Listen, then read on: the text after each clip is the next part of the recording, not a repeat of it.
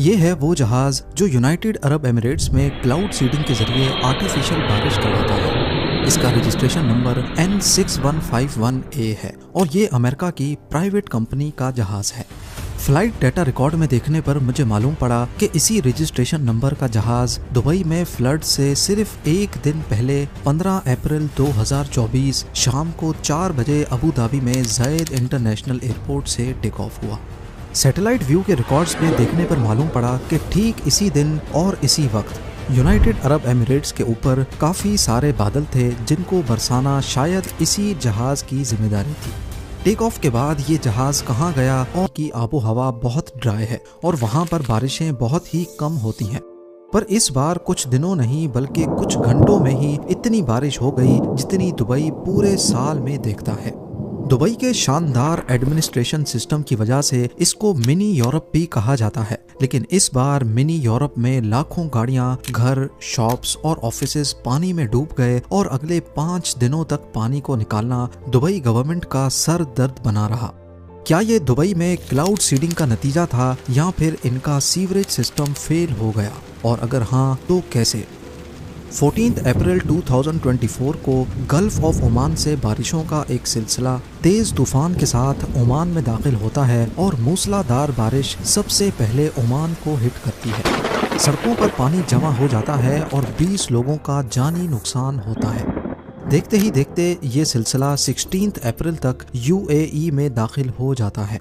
शुरुआत में इसको एक नॉर्मल बारिश ही समझा गया जो कि 20 mm तक थी, लेकिन देखते ही देखते बारिश बढ़ती गई और सिर्फ चंद घंटों में ये 20 mm से 142 mm यानी करीब 5.5 इंच तक पहुंच जाती है।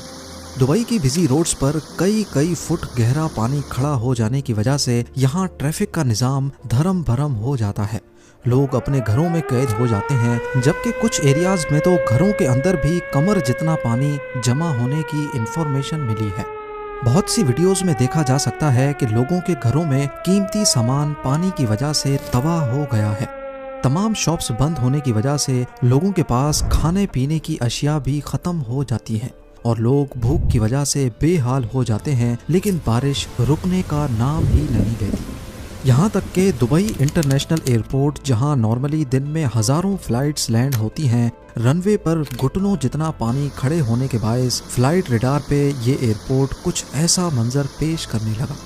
जो जहाज़ एयरपोर्ट पर थे वो वहीं खड़े के खड़े रह गए, जबकि आने वाली तमाम फ्लाइट्स को डाइवर्ट किया जाने लगा। एयरपोर्ट पर मौजूद मुसाफिरों का सफ़र घंटों के बजाय अब दिनों में तब्दील हो जाने लगा। मामूली सी दिखने वाली बारिश धीरे धीरे दुनिया के सबसे तरक्की याफ्ता शहर को पूरी तरह जैम करके रख देती है और स्कूल्स ऑफिसेज को अननोन ड्यूरेशन के लिए बंद कर दिया जाता है। दुबई की एक मशहूर इंश्योरेंस कंपनी के मालिक का कहना है कि सिर्फ एक हफ्ते में हमें हजारों की तादाद में गाड़ियों के इंश्योरेंस क्लेम्स मौसूल हुए हैं, जो पहले के मुकाबले में 400% ज्यादा हैं। इसी तरह रेस्टोरेंट्स और शॉप्स की तरफ से लाखों दरम्स की इंश्योरेंस क्लेम्स मौसूल हो चुके हैं, जो हमारे लिए बहुत ज्यादा हैं।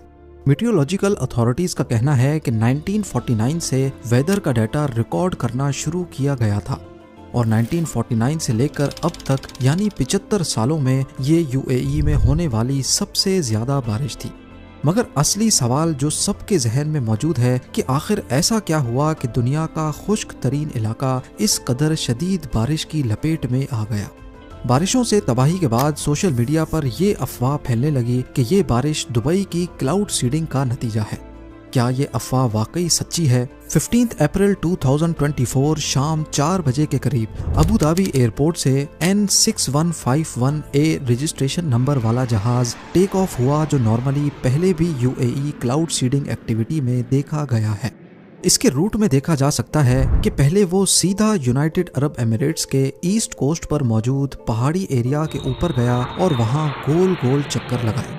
फिर उसने शारजा के ईस्ट में 2 अलग अलग लोकेशंस पर ऐसे ही गोल चक्कर दोबारा से लगाए और फिर फाइनली दुबई के ईस्ट में भी लहबाब के ऊपर गोल चक्कर लगाने के बाद करीब शाम को 5:30 बजे वापस अबू धाबी एयरपोर्ट पर लैंड कर गया। लेकिन यूनाइटेड अरब एमिरेट्स के नेशनल सेंटर फॉर मीटियोलॉजी के डिप्टी डायरेक्टर का कहना है कि क्लाउड सीडिंग का जहाज उस दिन टेक ऑफ तो जरूर हुआ था, लेकिन इसने सीडिंग एक्टिविटी नहीं की थी। क्लाउड सीडिंग दुबई में पहली बार 1990s में यहाँ पानी की शॉर्टेज से निपटने के लिए शुरू की गई थी। क्लाउड सीडिंग का बेसिक रूल ये है कि जब भी ऐसे बादल देखे जाएं जो अभी बन रहे हों, उस वक्त उनके ऊपर जहाज के जरिए पार्टिकल्स स्प्रे किए जाते हैं जो मोस्टली नमक या फिर सिल्वर आयोडाइड होता है। ये नमक जब बादलों में मौजूद मॉइस्चर से कांटेक्ट में आता है तो वेपर्स पहले आइस क्रिस्टल्स में कन्वर्ट होते हैं और फिर भारी होने की वजह से बरसना शुरू हो जाते हैं। नीचे आते आते जैसे ही टेम्परेचर चेंज होता है तो ये बर्फ से ड्रॉपलेट्स में बदल जाते हैं। अगर United Arab Emirates cloud seeding ना करे तो यही बादल नेचुरल तौर पे कहीं और जाकर बरसेंगे। पर क्या वाकई ये बारिश और फ्लड्स जिन्होंने दुबई और ओमान में तबाही मचाई ये क्लाउड सीडिंग का ही नतीजा था या नहीं? क्योंकि लोगों का कहना है कि पहले से आने वाले तूफान की वजह से क्लाउड सीडिंग ने इस पर कैटलिस्ट का रोल प्ले किया और तभी मामला दुबई के हाथों से निकल गया। पर मेरी जांच से ये मालूम पड़ता है कि इतनी ज़्यादा बारिश क्लाउड सीडिंग का रिजल्ट नहीं हो सकती, क्योंकि जो एयरक्राफ्ट हमने ट्रैक किया वो सिर्फ यूएई के ऊपर ही घूम रहा था, ना कि ओमान के ऊपर। जबकि सैटेलाइट व्यू में देखा जाए तो बादल खुद ओमान की तरफ से आ रहे थे। एक्सपर्ट्स का भी कुछ इसी तरह का ख्याल है। वेदर एक्सपर्ट्स का कहना है कि क्लाउड सीडिंग से बारिश ज़रूर होती है, लेकिन इस कदर ज़्यादा बारिश नहीं कि सैलाब की सूरत पैदा हो जाए। माहिरीन का कहना है कि क्लाउड सीडिंग से बारिश पैदा नहीं की जाती, बल्कि बारिश तो पहले से हवा में मौजूद होती है, उसको सिर्फ बरसाया जाता है। इसीलिए क्लाउड सीडिंग को इस फ्लड का जिम्मेदार ठहराना किसी सूरत भी ठीक नहीं है। इंपीरियल कॉलेज ऑफ लंदन की एक मशहूर क्लाइमेट एक्सपर्ट फ्रीडरिक ऑटो का कहना है कि ये बारिशें इंसानी क्लाइमेट चेंज का नतीजा हैं, यानी हमारी गलतियों की वजह से जो दुनिया भर का मौसम तब्दील हो रहा है, जिसमें हमारे एग्रीकल्चर प्रोसेस, इंडस्ट्रियल प्रोसेस और जंगलात का खात्मा शामिल है। क्लाइमेट चेंज से तो पूरी दुनिया ही मुतासिर है और अगर इसका हल ना निकाला गया तो आने वाले चंद सालों में शदीद मौसमी तब्दीलियों से पूरी दुनिया को नुकसान उठाना पड़ सकता है। माहिरीन का ये भी कहना है कि अगर ऐसी बारिशें किसी ऐसे मुल्क में होती जहां बारिशें होती रहती हैं तो शायद इस कदर नुकसान ना होता जितना यूनाइटेड अरब एमिरेट्स और ओमान में हुआ है। इसकी वजह यह है कि यूएई और ओमान में अमूमन ज़्यादा बारिशें नहीं होती, इसीलिए यहाँ प्रॉपर ड्रेनेज सिस्टम मौजूद नहीं है और शहर को फ्लड जैसी सूरत हाल से निपटने के लिए तैयार नहीं किया जाता। दुबई का रीसेंट फ्लड जाहिर करता है कि शहरी इंजीनियरिंग क्लाइमेट चेंज के टेस्ट को फेल कर चुकी है। पहली बात यह कि हमें नहीं भूलना चाहिए कि दुबई रेत पर बनाया गया था, वो रेत जो पानी को आसानी से एब्जॉर्ब कर लेती है। लेकिन इसी रेत को अगर हम कंक्रीट डालकर ढक दें तो जाहिर है उसकी पानी एब्जॉर्ब करने की सलाहियत कम हो जाएगी। और ऐसा ही कुछ दुबई के साथ भी हुआ है। रियल एस्टेट डेवलपर्स ने दुबई के नेचुरल टेरेन को बदल दिया है और अब यहाँ की ज़मीन पानी को बहुत कम एब्जॉर्ब करती है। यही वजह है कि हर कुछ सालों के बाद यहाँ के सीवरेज सिस्टम को बढ़ाना पड़ता है। दूसरा मसला ये भी है कि दुबई की पॉपुलेशन दिन ब दिन बढ़ती जा रही है और पॉपुलेशन के साथ वेस्ट भी बढ़ता जा रहा है। दुबई की सड़कों पर हमें कचरा नज़र नहीं आता, लेकिन इस कचरे को कहीं ना कहीं तो जाना है। दुबई का सीवरेज सिस्टम इतना बड़ा नहीं है कि 142 mm की बारिश का पानी अचानक से निकाल सके। लिहाजा जब पानी खड़ा होना शुरू हुआ तो उसने कचरे को भी अपने साथ बहाकर पहले से छोटे सीवरेज सिस्टम को आसानी से ब्लॉक कर दिया और मसला बद से बदतर हो गया। आमतौर पर जब ऐसी सूरत हाल पैदा होती है तो उस वक्त ब्लॉक्ड सीवरेज लाइन को आइडेंटिफाई करना बहुत मुश्किल काम होता है।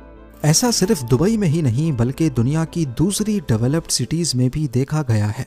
पिछली बारिशों में न्यूयॉर्क सिटी का भी कुछ ऐसा ही हाल था।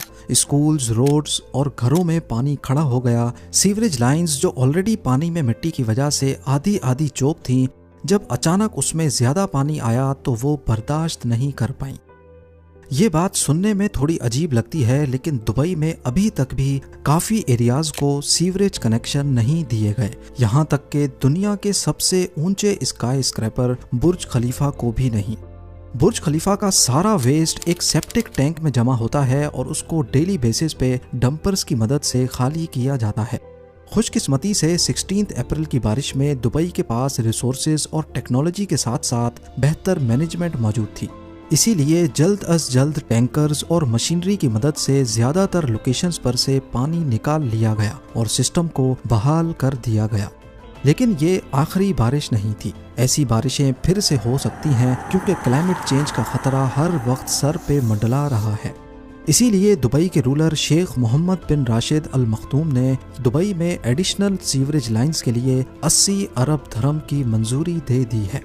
यानी ये इतनी ही रकम है जिसमें 15 बुर्ज खलीफा दोबारा से बनाए जा सकते हैं।